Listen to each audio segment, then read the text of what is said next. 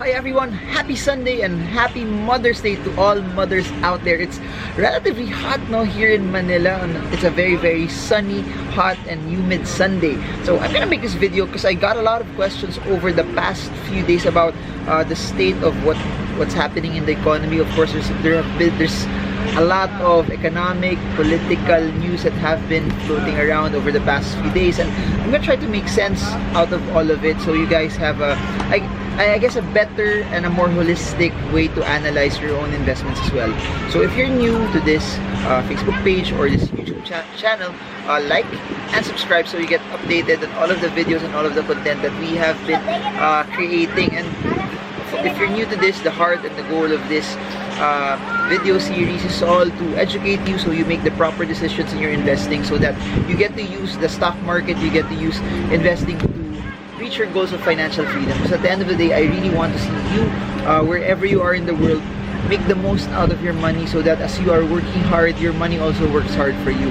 And I just really hope that you use this portion, you use this time of your life to be able to save and invest for the future. Alright, so let's try to break down some of the things that are happening in the economy and in the Philippines in general. Alright, as you all know, for those who've been watching the videos now, I would always mention that the Philippines is a consumption-driven economy, that as long as Filipinos would spend, as long as Filipinos would continue to be on a downpour of spending in malls, fast food joints, buying stuff, our economy will be generally protected. You have to understand, no, in the 2008 recession, some countries that were export driven, they were hit more because exports and trade virtually lessened, or it dropped a bit because countries, governments and other businesses were trying to relatively save money and not spend too much, not expand too much. But because we are a consumption-driven economy, and at that time, 2008, we are a consumption-driven economy. As long as Filipinos spent money at that time, our economy was relatively protected. Now, fast forward 10 years after to where we are now. Is there anything that could possibly threaten our consumption-driven economy? Number one is this. Take a look at inflation. Inflation is up to around 4.5%. It's one of the highest that we've hit over the past 5 years. So let's try to balance it out. Prior to this, we were hitting inflation figures at 5-6%, which is higher. However, backtrack naman 2015, 2016, inflation was low. There was a time pa inflation hit 0.7%. So what does that mean, and how can you break it down? You have to understand, the higher the inflation rate is, the higher inflation would go over the next few months. It could possibly put a dampen in spending, meaning as prices go higher, the ability for people to spend will be lesser.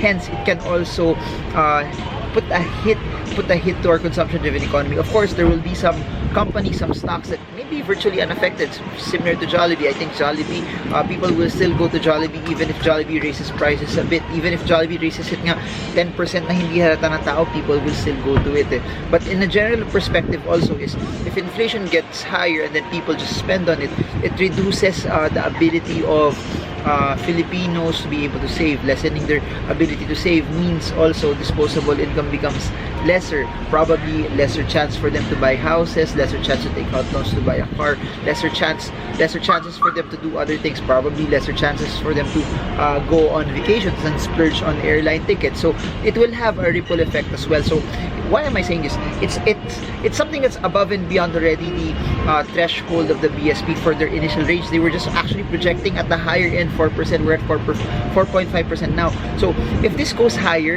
it can be something that you should watch out for, because it may impact how things will go moving forward. You have to understand this. The triggers of this high inflation is, of course, the tax reform law. No, people have been jacking up prices because of this.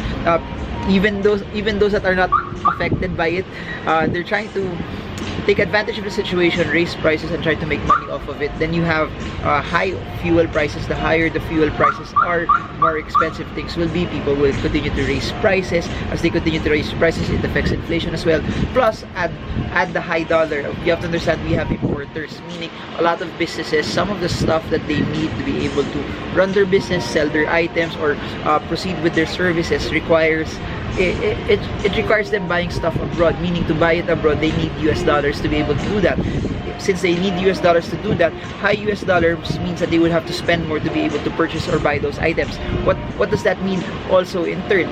For them to be able to get a good margin, maintain their margin, and still become profitable, they need to raise prices as well, which will impact inflation, which will impact prices again moving forward. So a lot of people are projecting that it can still go higher, that this is just a tip of the iceberg, that it's highly sensitive also to fuel, and how taxes will also go later on this year, and how people respond to that. So that's one. So we possibly have a threat, not a threat, but a possible risk in terms of how our consumption-driven economy will possibly go. Next is this, the BSP just raised interest rates. So meaning, raising interest rates makes it more expensive for people to borrow. Raising interest rates makes it more expensive for businesses to expand, people who want to buy cars, people who want to buy houses. It becomes more expensive for them. So when that happens, also limit to borrowing. Of course, banks will earn more. This is a positive for banking stocks. But aside from that, syempre, the higher the interest rate, the less attractive it is for people to borrow money. The less attractive it is for them to borrow money. Of course, you have lesser money that would possibly move around in this industry and in this economy. So looking at it from that perspective, that's something to watch out for. Next, also look at it this way, if there's fixed income, if there's a higher return from fixed income instruments, bonds, and all of those things, you have that put together, there will be a shift also from people who are investing in the stock market, meaning the stock market, I believe the stock market is amazing investing. However, it will also come to a point where what if interest rates spiral up and go higher? So you need to watch out for that. If it goes higher and it becomes much higher than what people are expecting and predicting, and the rates become very attractive for large funds to get a fixed return, you will see more and more money move out from the stock market to those fixed instruments. So for those who've been following the Stock Smart sessions and the seminars, you all know that when more people sell, prices go down. More sellers bring prices down. So how will they move money from to bond funds and to fixed markets? Basically, it's this: they have to sell the stock market, and it goes back down, and it goes to those fixed asset instruments. So that's another perspective to look at that may possibly hit the stock market in general. Plus, please take a look at this though, and this is for retail investors and how you also segment your investing.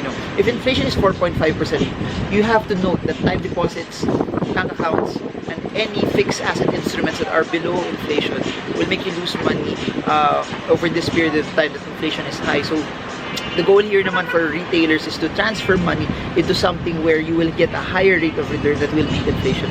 At the end of the day, it's that, especially for people who want to preserve income. That's why a possible way for you to get it still that gives you a higher rate of return as compared to inflation. For me, preferred shares will do, REITs will do for people who have exposure to Singapore. Another way to do it is property investment. Property investing is amazing if you don't take out a loan to buy it, because of course the loan, the interest rates that you will take will also dampen your yield. It will dampen the possibility of earnings that you will have.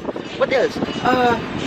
Here's another shift. We kept borrowing money with the intention of doing more infrastructure projects. Here's the thing: we are now in a territory where we have borrowed more money than the cash that we have, which is, for me, two sides of it. It's useful to make the economy grow, and it's useful for a lot of countries who are pushing and growing the economy, but we really need those infrastructure projects to happen. If the infrastructure projects don't really happen, it may place us in a position that is at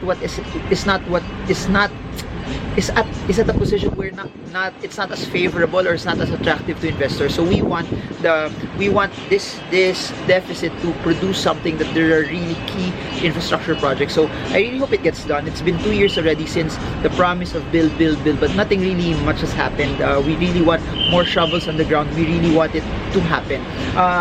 Another thing to consider is this: our GDP is 6.8%. The 6.8% GDP by all means is amazing. It's faster than the rest of the world. It's faster than a lot of the countries in our region. However, what you need to consider is this: in the world of investing, in the world of the stock market, it's all about expectations. Not just expectations, but it's all about beating expectations. What do I mean by that? Everyone's begging us to hit 7-8%. The government said that they need to hit 7-8% for our economy to grow further. So why am I saying this, and what does this have to do with everything? 6.8% is strong and good, but if we don't go above the 7% that was projected, expected, it may not be as favorable for markets in general. You have to understand this. Even if the markets have dropped from 8-9 to where we are right now, no, around 7-7 levels, the problem with that is this: for people to buy at 7-7, there must be a large jolt, something that's unexpected in terms of our GDP that will cause people to start buying even at our current levels. At 7-7, we really haven't dropped enough as compared to make it very, very, very, very, very, very attractive for people to invest in the stock market. So that's what I see. No, we need a GDP that's something that's shocking, something that's very, very large, something that would produce a very large growth, so that you can see more people invest in the table. And lastly is this: I really hope that the political situation here gets better. Too much politics is not good for any economy. Too much politics, you have to understand, we're compared to Indonesia, Vietnam, where relatively there's not much politics there. So I hope that things get set aside, that people just focus on the economy, people just help build this country and make it better. So that's it. I hope this helps you at least have a semblance of what's going on. Please remember, you don't have to panic, you don't have to be fearful, but base everything on the numbers, so that you get to decide properly and you get to decide with a firm conviction of what's going on. Alright, this video is brought to you by Icon 2018, which will be this May 26, 2018 at the Samsung Hall, SM Aura. And I'll be in Melbourne, Australia next month, June 9 to 11. So I hope to see you there, and I hope this video helps you trade well, trade strong, trade smart. Marvin Germo from Alabang. See you all again soon. Happy Mother's Day!